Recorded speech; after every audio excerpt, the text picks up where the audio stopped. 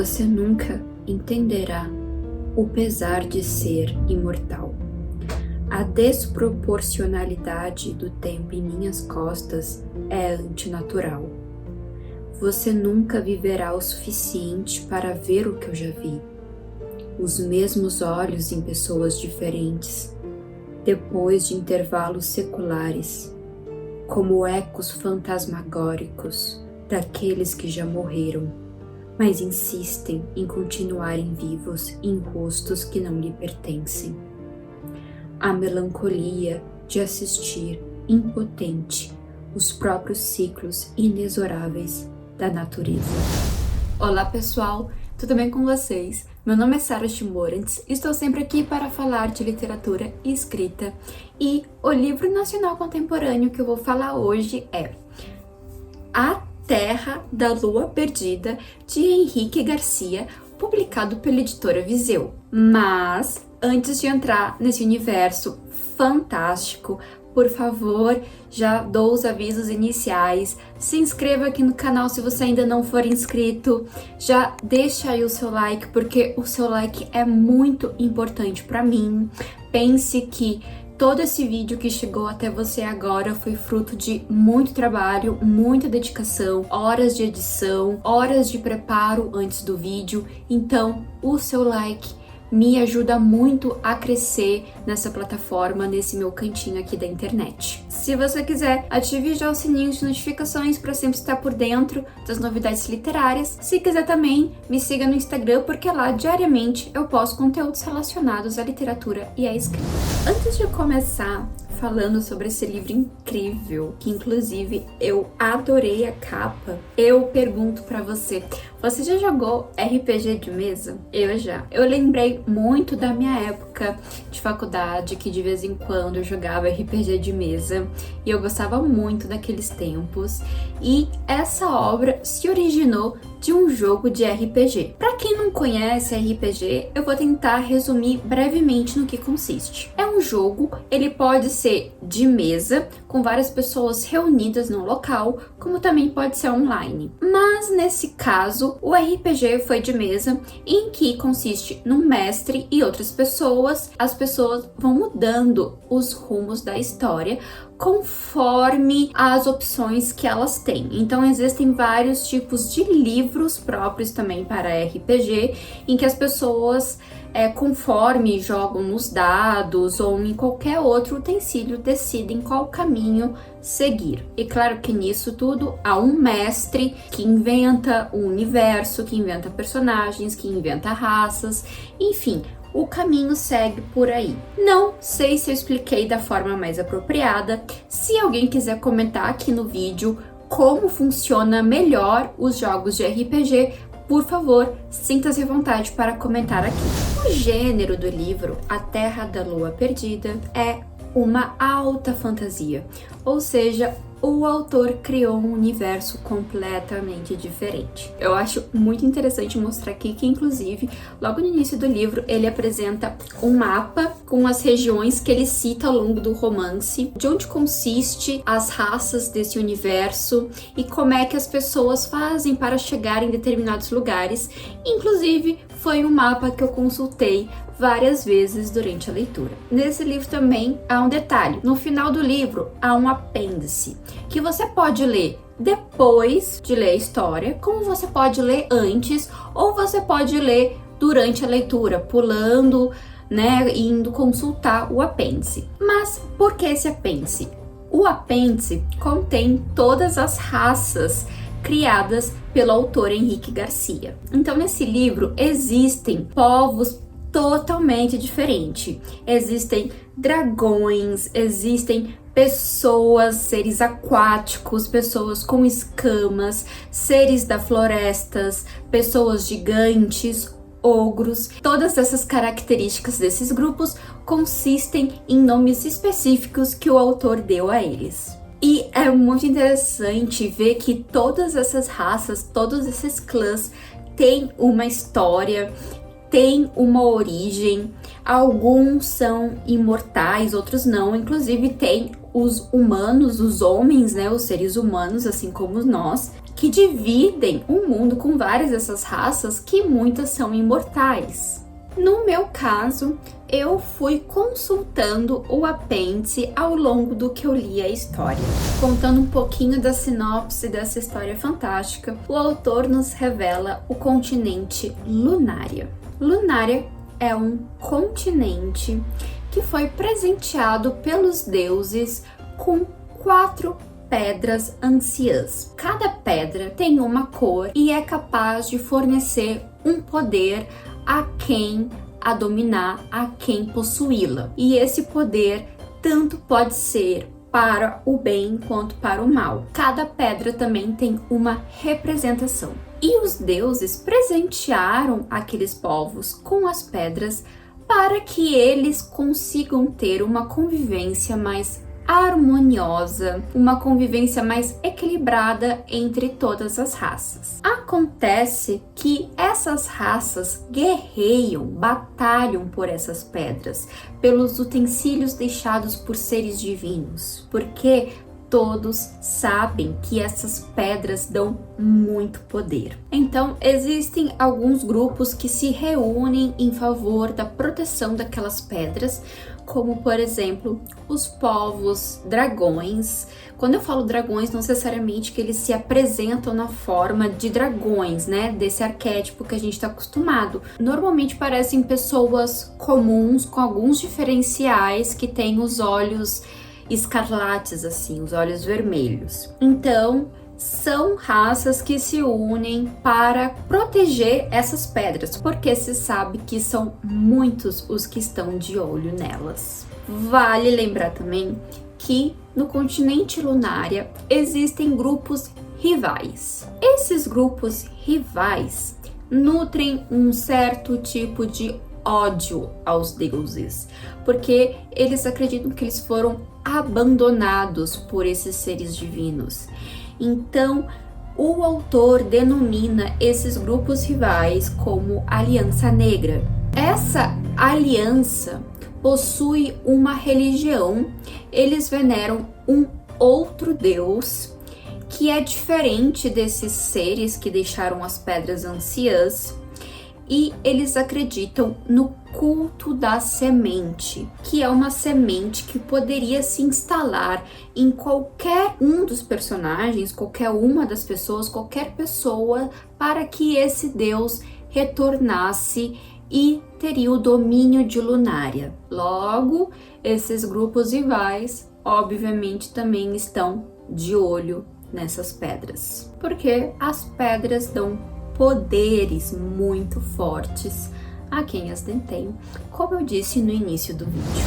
Esse livro também mostra uma grande desigualdade social entre as raças e também principalmente entre a raça dos homens, porque existem os reinados a quem os deuses confiaram as pedras e existem também os homens que vivem em situações de miséria. Existem muitas corrupções dentro dos reinados do grande castelo e a gente fica de início sem saber direito se as pessoas que compunham a corte realmente estavam querendo proteger as pedras anciãs ou queriam um meio de ter acesso a elas. Então está mais do que óbvio, né, que Lunária foi um continente amaldiçoado e que a única esperança que resta para todos eles são as pedras.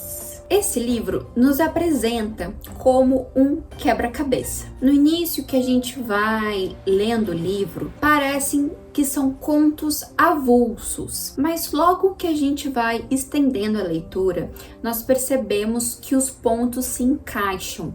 É como um quebra-cabeça. A gente vai encaixando os pontos devagarinhos, fazendo a conexão com os personagens e logo tudo começa a fazer sentido e a se encaixar. E nisso a gente se depara com grandes surpresas, grandes reviravoltas e, acreditem, muitos plots. Uma das coisas que mais surpreendeu nesse livro é o quanto o autor escreve bem. O vocabulário dele é muito rico, o que torna a sua prosa densa, poética e bem construída. Então eu fiquei encantada com a forma que o autor primeiramente descreveu as situações, os personagens, os lugares, que realmente me fez sentir que eu estava vendo um filme como O Senhor dos Anéis, ou então como se eu estivesse jogando um jogo de RPG. Nesse caso eu lembrei de Dragon Age, porque eu joguei Dragon Age, né, no computador. E também acho importante destacar aqui que esse livro teve inspirações oriundas em Lovecraft, Edgar Allan Poe e Game of Thrones. Então, se você é fã de algum desses que eu acabei de citar, pode ter certeza, pode apostar que você vai gostar muito desse livro. Uma coisa também que eu achei muito curiosa desse livro é que, por mais que seja um contexto de alta fantasia, o autor fez questão de colocar sentimentos humanos, sentimentos naturais de todo ser. Então não foi à toa. Quem me acompanha pelo Instagram, eu fiz também o diário de leitura desse livro. Então quem me acompanha sabe que eu grifei muitas passagens com as quais eu me identifiquei. E eu tenho certeza de que você, leitor, se optar a ler esse livro, também vai se identificar. Os personagens são muito bem construídos, muito bem embasados e são muito cativantes. Eles conseguem nos conquistar desde a primeira linha. O autor foi muito inteligente ao construir cada uma das castas, cada uma das raças, cada condição social que as pessoas viviam. Também a gente fica naquela incerteza se em todas aquelas raças há um traidor, ou então se há alguém que realmente se diz se importar com os propósitos e os princípios de determinada raça que segue suas religiões, e se há realmente aqueles leais aos valores, ao que eles acreditam como um todo, como a raça. Foi uma delícia essa leitura, principalmente porque ela tem uma carga emocional muito forte, até mesmo naquele trecho que eu li logo no início do vídeo, que eu falo sobre como é ser imortal, que não tem como a gente saber, porque eu não sou imortal, né, galera? Então, mas deu pra gente sentir como é que é se isso fosse possível, se a imortalidade fosse possível. E é realmente isso que eu penso sobre essa tal imortalidade, se existisse. Seria um grande pesar, uma grande tristeza. Carregar o peso dos séculos, o peso dos milênios, e ver as pessoas morrerem, e ver gerações pós gerações. Então isso já mostra uma carga dramática bem forte e que eu gostei muito. A gente consegue sentir muito bem as emoções dos personagens. Eu me identifiquei com um que foi um ex-militar, um ex-soldado que acabou sendo demitido do exército, do castelo, do reinado, e que gostava muito de pinturas, então ele pintava muito e ele tinha sonhos e algumas alucinações muito estranhas, e tudo que ele sentia ele depositava naqueles quadros. Foi o personagem que eu mais criei aquela sensação de empatia e que me trouxe também uma grande surpresa. Até porque esse personagem, ele tem um carinho muito grande pela arte, então ele se vê vivo por meio das telas, por meio da pintura, então ele sabe muito bem o significado da arte e dos sentimentos e o quanto a arte pode traduzir as nossas sensações. Do ponto de vista técnico da obra, as letras não são tão grandes, porém há um espaçamento muito confortável entre linhas, o que facilita a leitura. Então a experiência dessa leitura foi sim muito prazerosa, muito gostosa. Como eu disse anteriormente, há várias marcações que eu fiz e eu realmente recomendo a quem gosta desses universos fantásticos, dessas raças fantásticas, desses tipos de seres diferentes. Realmente recomendo. E também recomendo muito para quem não é tão chegado assim esse tipo de literatura. Eu também recomendo muito porque fala muito sobre sentimentos e tem uma filosofia de vida nesse livro. Ele mostra uma filosofia muito profunda acerca da existência, acerca das nossas crenças, acerca da fé.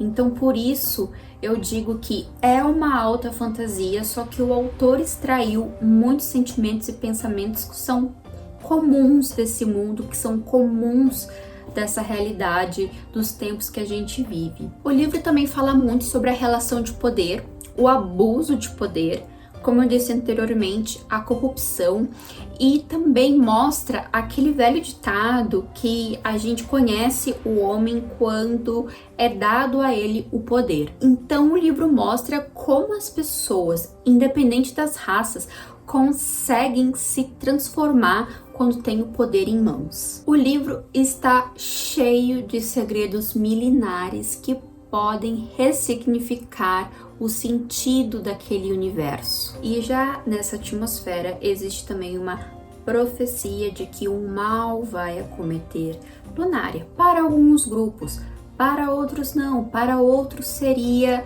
o ressignificado, para outros seria a reviravolta, para outros seria um símbolo de poder.